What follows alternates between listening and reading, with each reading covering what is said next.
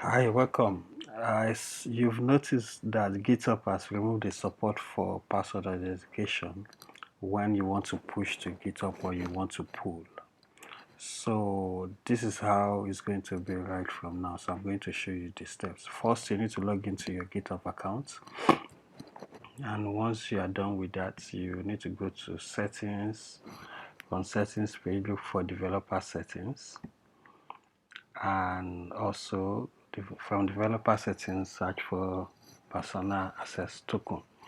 So this is the personal access token that will be used to push or pull to GitHub. So I'm going to generate a new one. You can give it any name. So you can select the expiration date. So for me, I'm selecting expiration, and also these are the scope that is going to work with. So I'm going to select every in here. Yeah, so once you are done, you click on generate token, and once a token is generated, you need to copy it. So I'm going to click on this icon to copy.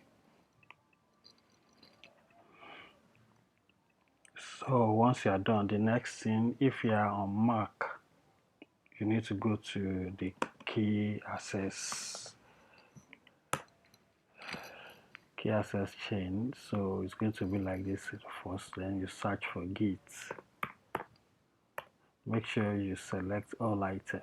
So going to edit this part. This is where GitHub password was stored. So if you click on show access, it's asking me for my root password, and I'm going to say allow, and you can see this is, so I'm going to delete that and paste the token that was generated. So if you scroll to the left, you see you have everything there. Then click on save changes, and when you are done, so the next, this will allow you to